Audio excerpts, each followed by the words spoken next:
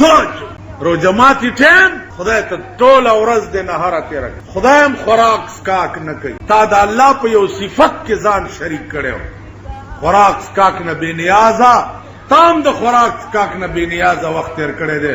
دغه وخت کې چې څه وی نو خدای پاک جبریل ته حکم شوی ملائکو ته چې وګرځئ یو د روزه ماتي په دې سیزونو کې د جنت ساس کی ورته. عزیزانو عرض مې دا ورځ ده، مشقت کوا، محنت کوا، کار دی نه ودو سا. روزه به مشغوله په تاشونو، په چیسیانو، کرمبوډونو، په دې آرامتوبونو به روزه نه. علما لیکي چې غیبت به نه کوي، په روزه کې به پردي بد نه وي. لکه څنګه چې په خوراک روزه ماتیږي، په روزه کې د کده چا غیبت کو بعض علماو مذهب داد چې د چا بد دی په روزه کې وې روزه په ماتي. نو موږ ټول ورځ روزه بم بد دی او فلان دیو جنا سوچ کو. عزیزانو فکر کوئ، خدای ته پکې رجوع شي. تلاوت الله نه چا په خوب کې لیدل چې یا الله ته په څه ډېر خوشاله جزا هغه کارو. الله ورته وی چې به تلاوت القرآن، زه د قرآن په تلاوت ډېر خوشاله. نو چې خدای ذات په کوم شي ډېر خوشاليږي کار ډېر روزه ده د قرآن تلاوت. که په خپل نظر زی زده کا نشي زده کوله څوک چې وای ته ورته ناست او ساو او بل دا چې روزه ماته ده دا یاد لرئ عزیزانو. دا باز دکانداران اگر باتای دا خوشبویا دا دکانونو کې لګول، دا اگر باتای لګي چې د چا سپېګمو ته نه نوته نو روزه په ماته شي. یا دا سپیلنی لګي کول والا د خار کې د ورځې ګرځي. دا سپیلنی دي چې قصدن په دکان کې یا په کور کې لګي کړه او لګي د سپېګمو ته نه نوته نو روزه. وخت کې دارو اچول سره روزه ماتي، سترګو کې دارو اچول سره روزه. مليان ډیر دي، الله دې امان راکړي. صحیح مسلک د علماء دیوبند ده چې بیمار وي او پستنه ټیک کې دي نو پستنه والو باندې روزه نه ماتي. ما په خبره پوهیږئ؟ ستنه والو چې ډاکټر درته ستن هغه ستن که په رګ کې وا او که په غوښه کې وا روزه پې نه ماتي. اوس چې لاړ شي تپوس به وکړي وای څنګه نه ماتي دارو چې دننه نه لاړ شي. نو د دې یو مثال دوه معدې دي، دوه، یو معده د خېټې ده او یو معده د دماغ. دا دواړه معدې بند دي. کوم شی چې د خېټې معدې ته دننه نه ایتلی نو روزه پې نه ماتي. په خبره پوه شوئ؟ او کوم شی چې د دماغو معدې ته دننه نه ایتلی نو روزه پې نه ماتي. یو ذات د شي دننه تلل دي او یو اثر د شي دننه تلل. ستنې دارو چې دي د هغې بذات دارو دننه معدې ته نه ځي، اثر یې لاړ شي. لکه ګل سړی بوی کی او روزه پې نه ماتېږي. په یخو اوبو په اوړي کې اولامبې او هغه اثر او یخوالی دننه لاړ شي روزه پې نه ماتېږي. نو داسې ذات د شي چې جوف د دماغو او جوف د معدې ته لاړ نه شي په دې روزه نه ماتېږي. ما په دې خبرو پوهېږئ؟ نو عرض مې دا و چې تش پستنه کار کېده روزه پې نه ماتېږي. دا د علماو او علماء دیوبند د تحقیق د 2-3 میاشتو ریسرچ نه بعد دا فتوا مولانا شبیر احمد عثمانی، مولانا اشرف علی تھانوی، مولانا حسین احمد مدنی، مولانا مفتی کفایت اللہ، مفتی ہند، مولانا محمد شفیع مفتی پاکستان د دې ټولو متفقه طور دا فتوا ده چې پستنې والو روزه نه. اوس علماو چې وی چې نه ماتېږي خو بلا د هغې په سر شوه نو تا ځان نه څه د ملا د پیازه زوی جوړ کړی دی چې هلکه ماتېږي. که ملیان اوس ماته وایي چې په اوبو څکلو روزه نه ماتېږي والله چې په دې ټکي اوس خبره لکه چې هغه وایي چې غرمې ټایم کې یو کټوري اوبو روزه نه ماتېږي. زما څه کار دی چې کم غم د بل چا په سر دی، کار مې څه دی چې خپل لوی علماء اتقیا او بزرگانو د دین فتوا ورکړه نو زما ذمہواری ختمه شوه. اوس علماء فتوا ورکړه چې روزه ده، زما ذمہواری ختمه شوه، زه به روزه نیسم. که مې ونه نیوه مجرم به. علماء فتوا ورکړه چې اختر دی، که ما روزه ونیوه نو د شیطان روزه به وي ځکه چې د فتوی خلاف ورزي ده. نو کوم شی چې د بل په سري ته په څه بلا اخته چې هغه شی خپل سر لرو سترګو کې دارو اچولو سره رنجو اچولو سره روزه نه ماتي. غوږونو نه به احتیاط کوئ. عزیزانو دا د روزې متعلق یو څو خبرې وي. بله خبره دا ده چې د روزه ماتي ټیم لږ سوچ وکړئ. په دغه وخت کې دا شیخکی چې په دې جماعتونو کې ځان نه چودریان جوړ کړي، نور پریوزي، شپه راوخیږي، دی ګړی تم ګوري او داسې اسمان تم، او خلک د ده مخ ته ګوري چې وه خدایانو اوس به دی کله وایي چې ماښام.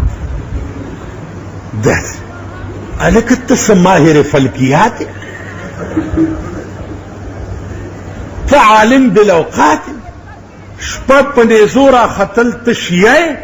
دا خو د شیعو مذهب دی چې تیاره راوخیږي نو هله به روژه ماتې. دې خوا وګورئ، نور پریوتو او د اسمان په دې کینګره کې یو تور تار د شپې ښکاره شو، بس په ټکي به روژه ماتې. بانګیانو ته که ګورې که نه نو چې په پاو باندې په اوه ماښامې نو تر اونیمو پورې به دوی بانګونه وایي. سهار وګورئ که نه د څلور نیمو نه پې شروع وکړي نو تر پنځو پورې بانګونه وایي، یا د څلورو نه تر څلور نیمو پورې بانګونه وایي. دغو ته به نه ګورئ، بس وخت به پېژنې. روژه ماتي دپاره اذان شرط نه دی، روژې بندولو دپاره اذان شرط نه دی. سهار وګوره چې دې طرف کې سپینه کرخه ښکاره شوه، روژه بند کا. ماښام دې طرف کې توره کرخه ښکاره شوه، روژه ماته کا. حدیث کې راځي رسول الله صلی الله علیه وسلم فرمایي، حضرت عائشہ روایت ته چې الله دې رحم په هغه قومو کې چې کوم په روژې بندولو ټیم کې تاخیر کوي. تاخیر دا معنا چې تر آخر سبا خطو پورې خورا اسکا پوهېږئ، تر څه پورې؟ تر سبا خطو پورې خورا اسکا. او رحم دې الله په هغه چوکي چې د روژه ماتي په ټیم کې تلوار کوي. یو وخت کې به لږ احتیاط کوي چې هغه اوریځې ټیم کې به احتیاط کوي، ځکه چالته د شپې رڼا او تیاره پته نه لګي. د دې نه سوا نور پریو چې نور غایب شو دې طرف ته ورپسې شپه راختلي. به دغه د شیعو مذهب دا دی چې دا د بی بی عایشې روایت دی او بی بی عایشې سره د شیعو دشمنی ده. بی بی عایشې ویلي دي چې روژه په تاخیر بندوي نو دوی یې په 3 بجې بند کړي. روژه زر کولاوي نو دوی زمونږ د روژې ماتې نم 15 منټه وروسته روژه ماتوي. ما په خبرو پوهېږئ؟ دا اوقات دي انشاءالله که څه پاتې بیا به شي. بله خبره دا ده چې روژه د پیر په شپه میاشت عام طور لیدلی شو. نو پیر 29 راځي، د پیر ورځ 29 شو، د 9 شپه 30 شو. د 9 په شپه به میاشت ته ګورئ، د پیر په ورځ روژې نشته. ها پوه شوئ؟ ځان نه دغه مه جوړوئ چې هر کالي کمیږي او دغه ځای لږه مخکې نیسي. که چا د شک په ورځ روژه، د پیر د ورځې د شک روژه هم نشته. ما په خپله د پیر په شپه د ړومبی شپې میاشت په کوټې چمن کې لیدلی. ما نور کله د خلکو به اړتو پړتو دا هلال کمیټه د حکومت کمیټي خو زاړو منم. تاسو پوه شوئ په خبره؟ خو منم، خو دغه دی لوی خلق دی دننه په کلب کې نهستی، چایونه ګپې لګی، ټلیفون ورته پروت وي. کوم ځای لیدلی شو؟ ګورو به غړپ بند. بیا دا چې تاسو په ایمان وایئ دا جومات کې څومره ناست دي، تاسو ته د هلال کمیټې ټلیفون نمبر معلوم دی؟ یا که تاسو میاشت وګورئ چاله به وایي چې هلال کمیټې کراچۍ ته اطلاع وکړه.